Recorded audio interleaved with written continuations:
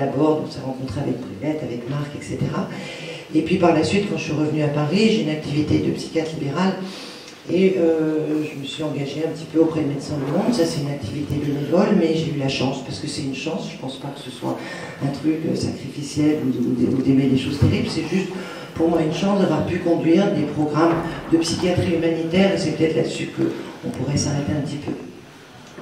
Alors quand même en 2 mots, avant de passer plus spécifiquement à la situation en tout cas des réfugiés tchétchènes, je voudrais dire juste que la psychiatrie humanitaire, ça interroge souvent beaucoup les gens parce qu'on se demande comment on peut travailler dans des zones et de conflits, surtout des zones culturellement très différentes quand on est francophone, etc. Moi, en tout cas, j'ai toujours travaillé de manière très particulière, qui consistait d'abord à ne pas rester dans les pays en question. J'ai toujours travaillé en faisant des allers-retours très fréquents. Il se trouve que pour la Tchétchénie, c'était ce qui était nécessaire, parce que c'est une zone dangereuse et les expatriés ne peuvent pas séjourner durablement dans cette zone-là.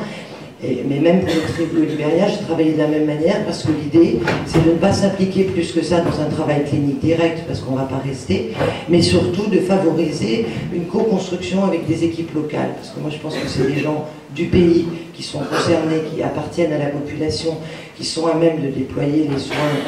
les plus adaptés. Simplement, c'est vrai que quand on arrive de l'extérieur, déjà on a un peu de distance. Déjà, tout simplement financièrement, la mission des ONG médicales, en tout cas, c'est de donner les moyens aux gens de travailler dans le soin. Et puis surtout, de les aider à co-construire ensemble, ce qu'on a toujours fait, des dispositifs soignants qui prennent en compte avant tout la culture, le contexte, la dimension sociopolitique des pays dans lesquels on travaille. Et donc c'est vrai que de travailler avec des équipes locales, surtout leur donner à eux les capacités de travailler et d'organiser leur travail. Voilà, moi j'ai toujours travaillé comme ça, ce qui fait que le fait de ne pas être ni tchétchène, ni libérienne, ni je ne sais quoi, c'est pas vraiment un handicap, puisque moi, mon boulot à moi, ça a toujours consisté à finalement travailler avec les équipes plus qu'avec les patients. Rarement, de temps en temps, on voit des patients quand il y a des problèmes, etc. Souvent, je reste quand même en général un mois, donc ça laisse le temps un petit peu de rencontrer. Et puis, évidemment, c'est passionnant la population concernée par le dispositif de soins. Mais c'est vrai que mon travail, c'est surtout de m'ancrer avec une équipe. Voilà. Alors ça, c'était un peu en introduction, parce que c'est vrai que... Ça va pas trop vite? C'est mon angoisse à moi, excuse-moi. Voilà, alors pour en revenir quand même au thème de cette rencontre qui était les marges, c'est vrai que, en tout cas pour parler en 2 mots quand même de la situation telle que moi je l'ai connue dans les camps de réfugiés en Tchétchénie, j'avais envie de vous recommander quand même la lecture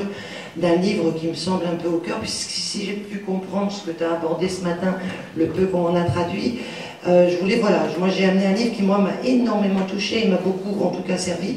que je vous montre, hein. Voilà, c'est un livre, je peux dire en quelques mots, donc c'est un livre qui a été écrit par un sociologue, anthropologue qui s'appelle Michel Agier, qui est quelqu'un qui commençait à être assez connu en France, et ce livre s'appelle Au bord du monde des réfugiés, et donc c'est un ouvrage, il a travaillé pendant plusieurs années, il continue d'ailleurs,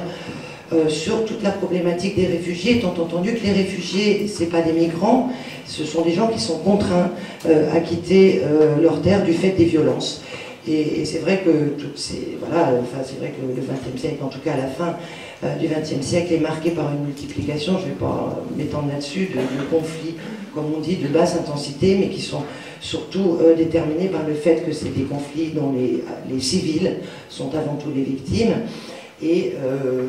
voilà, et donc en fait, ce qu'il explique très bien, moi je vous recommande à cette lecture, en tout cas tous ceux qui travaillent auprès des réfugiés qui maintenant, pour certains d'entre eux, arrivent dans les pays européens. Je perds un peu le fil. Bon, en tout cas, ce qu'il faut savoir, à mon avis, les points les plus importants qu'il faut garder en mémoire, c'est que 80 à 90% des réfugiés dans le monde le sont dans les pays du Sud, c'est-à-dire que les gens qui arrivent jusque chez nous sont une toute petite minorité par rapport à la masse des réfugiés, dont la plupart d'entre eux d'ailleurs sont des réfugiés, ce qu'on appelle des déplacés internes, c'est-à-dire que c'est des gens dans les zones de conflit, sont simplement déplacés, chassés évidemment de chez eux par les conflits, mais tant que c'est possible, parce qu'ils sont de toute façon bienvenus nulle part, et surtout pas dans les pays avoisinants, eh ben, on les laisse... voilà, je pense par exemple, en Tchétchénie c'est différent parce qu'ils allaient dans le pays d'à côté qui était l'Ingouchi, parce que c'est la même langue, c'est la même culture, et finalement c'est une frontière assez arbitraire et assez récente entre ces deux zones, mais voilà, il y a des tas de pays comme ça. Au Libéria par exemple, il y a eu 15 ans de guerre, énormément de personnes déplacées, et en général c'était des gens qui tournaient en rond à l'intérieur du pays pour créer des mouvements des forces armées. Voilà, alors ce que Michel Agier explique très bien, c'est que ça concerne, c'est comme un grand pays finalement, les réfugiés dans le monde, puisque c'est plus de 50 millions de personnes qui sont concernées. Et comme je disais tout à l'heure, il y a environ, c'est difficile évidemment à dénombrer parce que le HCR, je ne sais pas comment on dit en flamand, enfin le Haut Commissariat aux réfugiés, qui est l'instance des Nations Unies qui s'occupe des réfugiés, finalement ils n'ont quand même pas accès à toutes les populations concernées dans le monde, mais en tout cas en 2000 par exemple, c'est sûrement plus important maintenant, donc 50 millions, 12 à 18 millions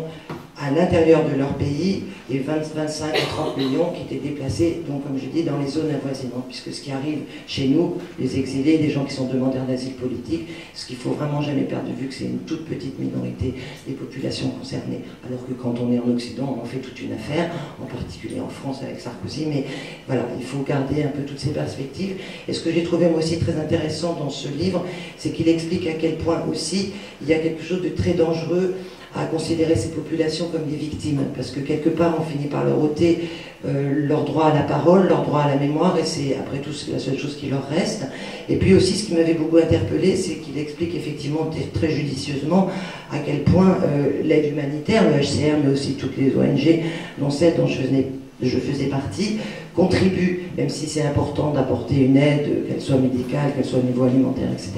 on contribue quelque part à la perversité du système, parce qu'on entretient effectivement ce containment comme ça de ces personnes dans les marges, justement. Et là, en l'occurrence, si on a une vision un peu reculée, c'est des marges du monde dont il est question. Voilà, alors, je me dépêche. Donc, en ce qui concerne les camps de réfugiés, donc,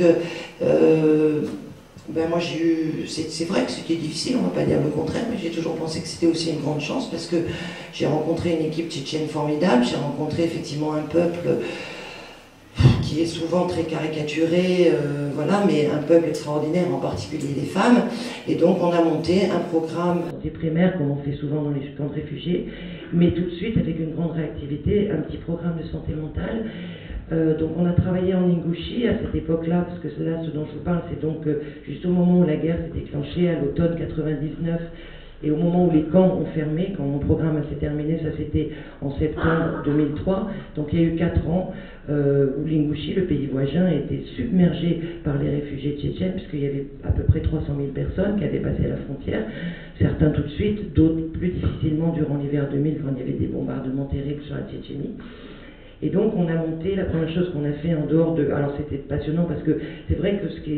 était facile, entre guillemets, de travailler avec les Tchétchènes, c'est que c'est un peuple tout à fait... je veux dire, c'est des gens qui ont bénéficié de plein de formations. Donc on avait des médecins réfugiés, des psychologues réfugiés, un psychiatre réfugié. Donc c'est vrai que ça a permis une réactivité, une immédiateté, en tout cas de l'offre de soins, qui s'appuyait sur le fait qu'on a pu mettre au travail très rapidement une 60aine de personnes réfugiées tchétchènes elles-mêmes. Et donc, l'idée était que d'offrir très vite, dans les soins de santé primaires, des soins de santé mentale. La première chose qu'on a fait, c'est d'ouvrir un grand espace d'accueil pour les enfants, parce que on s'était dit, enfin moi c'était mon sentiment, mais les Tchétchènes le partageaient, que la priorité quand même c'était d'accueillir les enfants, donc pas les tout petits, parce que ceux-là étaient avec leur famille, mais on a accueilli les enfants entre 5 et 12 ans. Alors ça a duré pendant tout l'hiver, pendant les bombardements, et puis petit à petit, au fur et à mesure que l'aide humanitaire est arrivée quand même un peu dans les camps, il y a d'autres ONG qui ont ouvert des espaces de jeux psychosociaux, comme ils disent, et donc nous à ce moment-là, on a pu tirer le programme un petit peu plus du côté du soin, en essayant de repérer les enfants les plus en difficulté au niveau des problèmes psychotraumatiques. Et puis très vite,